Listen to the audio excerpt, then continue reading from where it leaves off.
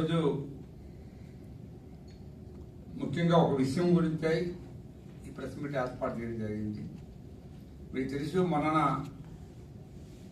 Bhumana Karunakar Reddy issue, Venkateswara స్వామి కొలువైన తిరుపతిలో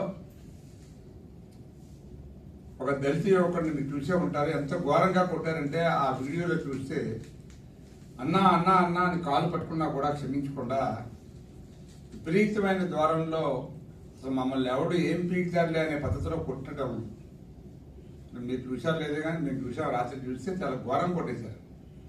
ఆ కుర్రోడ్ పరిస్థితి హాస్పిటల్లో పెట్టారు, మరి ఏమైందో తెలియదు. కానీ నిన్న ఎఫ్ఐఆర్ కట్టారని అంటున్నారు డెఫినెట్గా, ఎందుకంటే ఆ వీడియో అందరూ చూశారు కాబట్టి. ఇక వాళ్ళ మీద చర్య తీసుకోకపోతే ప్రభుత్వానికి చేతగానట్టే అని మాట్లాడతారు ప్రజలు. నిజంగా ఆ వీడియో చూస్తే అంత ఘోరమైన మరి దౌర్జన్యం జరిగింది అక్కడ. ముఖ్యంగా కరుణాకర్ రెడ్డి కొడుకు మరి విపరీతమైన ఆగడాలు. ఎప్పటికీ కూడా ప్రభుత్వం మారినా అతని ఆగడాలు మారలేదు. ఈ వైసీపీ ప్రభుత్వం పేదల ప్రభుత్వం, నా ఎస్సీసీ నా బీసీసీ అని చెప్పి ఎప్పుడూ కూడా ప్రతి సందర్భంలోనూ మాట్లాడిన నాయకులు కానీ వాళ్ళలో ఉన్న ఇతర పెద్దలు కానీ మరి ఇది గమనిస్తున్నారో లేదో మాకు తెలియదు. కానీ సమాజం అంటే, దళితులు అంటే ఎందుకో మరి అంత చులకన, నోటితో ఒక మాట చెప్తారు, చేతితో దెబ్బ కొడతారు. ఇంత ఘోరమైన పరిస్థితిని మనం ఏ ఊర్లో కూడా చూడలేదు. పైపెచ్చు కరుణాకర్ రెడ్డి గారు మీరు చూసే ఉంటారు, ఎప్పుడైనా సూక్తులు చెప్తా ఉంటారు. నిజంగా అతనే ఒక బ్రాహ్మణ పండితుడిలాగా అసలు తిరుపతిలో నేనే ముఖ్యమైన పండితుని అనే పద్ధతిలో మాట్లాడి మరి ఆయన కొడుకుల చేత ఇటువంటి దౌర్జన్యాలు జరపడం అనేది చాలా అన్యాయం. దీన్ని మేము తీవ్రంగా ఖండిస్తున్నాం. రేపు రాబోయే రోజుల్లో మరి ఈ కూటమి ప్రభుత్వం చూస్తూ ఊరుకుంటుంది అనుకుంటే మీ అంచనా తప్పు అవుతాయి. మేము మీలాగా ఎక్కడ పడితే అక్కడ ఎవడు పడితే ఆడు ఏది పడితే అది చేస్తామనుకుంటే కాదు. సమయం వస్తుంది, తప్పు జరిగితే డెఫినెట్గా ఆ తప్పుని సరిదిద్ది, తప్పు ఎవడైతే చేస్తాడో వాడిని తప్పనిసరిగా శిక్షించే ఏర్పాటు చేస్తాం. ప్రభుత్వం ఇందులో ఎటువంటి మొహమాటం లేదు. కాబట్టి మీరు మరొకసారి మీ పార్టీ పెద్దలు కానీ మీరు కానీ ఇటువంటి చర్యలు చేసేటప్పుడు చాలా జాగ్రత్తగా ఆలోచించుకుని, ప్రజలు అంటే మీకు ఎలాగూ భయం లేదు, కనీసం రేపు ఈ మీడియా ఉంది, ఇతర సంస్థలు ఉన్నాయి, కోర్టులు ఉన్నాయి, పోలీస్ స్టేషన్లు ఉన్నాయి, వాటికైనా భయపడకపోతే మరి ఈ సమాజాన్ని మీరు ఎక్కడ తీసుకెళ్తారో, రేపు మళ్ళీ అధికారంలోకి వస్తే ప్రజలు మిమ్మల్ని ఏం చేస్తారో మీరు ఆలోచించుకోండి అని చెప్పి మీ ద్వారా తెలియజేస్తా ఉన్నాను. ముఖ్యంగా ఇందులో చిన్న విషయం, చిన్న బాకీ ఉందని చెప్పి తీసుకొచ్చి బాకీ కడతావా కట్టవని అడగకుండా ఈ చిన్న బాకీ కోసం విపరీతమైన దూరంలో దౌర్జన్యం చేసి కొట్టి హింసించి బహుశా అతను చాలా విపరీతమైన గాయాలతో బయటకు కనపడకపోయినా లేవలేని పరిస్థితిలో ఉండే ఉంటాడు. సో అటువంటి దౌర్జన్యాన్ని ఖండిస్తున్నాం. రేపు మీరు మళ్ళీ ప్రభుత్వం మాకే వస్తుంది, మేము ఇలా వాళ్ళ తొక్క చేస్తాం, వీళ్ళ తొక్క చేస్తాం అనే పరిస్థితిలోకి మీరు వెళ్ళిపోయారంటే ఇంకా సంవత్సరం కాకముందే ప్రజలు ఇంకా 4 సంవత్సరాలు అధికారం ఇచ్చారు మాకు. అధికారంలో మేము ప్రజలకు మంచి చేస్తున్నాం. ఇవన్నీ కాకుండా మీరు ఇష్టం వచ్చిన ద్వారంలో ప్రవర్తిస్తే డెఫినెట్గా దానికి కావాల్సిన శిక్ష మీరు అనుభవిస్తారు.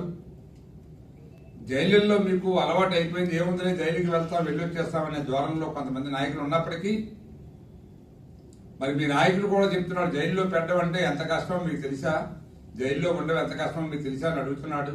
ఈ మధ్య చూసే ఉంటారు ప్రెస్లో.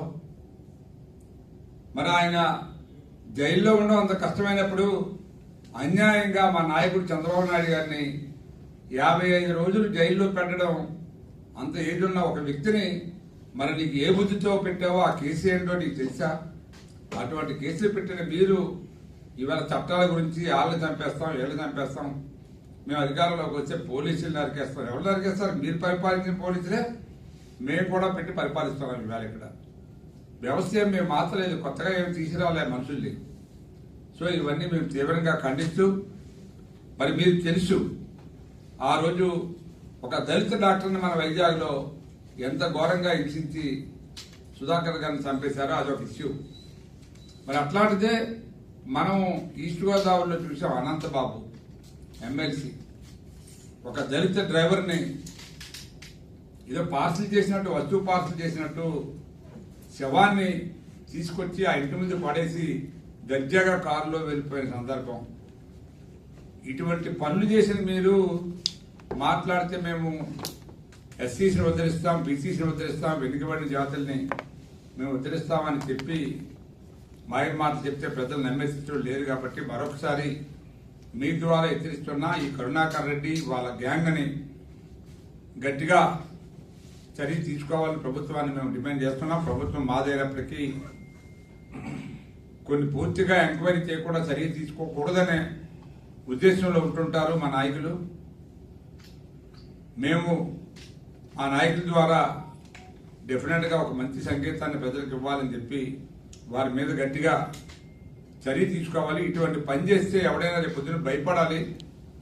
ప్రభుత్వం ఉంటే ఎలా శిక్ష పడుతుందో, ఎలా ఇబ్బంది పడతారో అనే విషయాలు తెలియజేయాలని చెప్పి మీ ద్వారా కోరుకుంటూ, ముఖ్యంగా ఇటువంటి దళితులపైన దాడుల్ని ఖండిస్తూ ప్రభుత్వం ఎవరైనా ఎంతటి వారైనా వారి మీద చర్యలు తీసుకోవాలని చెప్పి కోరుతూ, మీ ద్వారా ఈ ప్రపంచానికి, ఈ సొసైటీకి మీరు ఎప్పుడూ కూడా మంచిని సపోర్ట్ చేసే వ్యక్తుల్ని మనం సపోర్ట్ చేయొచ్చు, కానీ ఇటువంటి దుర్మార్గాలు ఒక వేషధారణ నిమిషంలో చేసే వాళ్ళని మాత్రం క్షమించకూడదని చెప్పి తెలియజేస్తూ, మరి మీ ద్వారా ఈ విషయాలన్నీ ప్రజలకు తెలియజేసి రేపు రాబోయే రోజుల్లో ఇటువంటి సంఘటనలు జరగకుండా ప్రభుత్వం కూడా అడ్డుకోవాలని చెప్పి కోరుతా ఉన్నాను.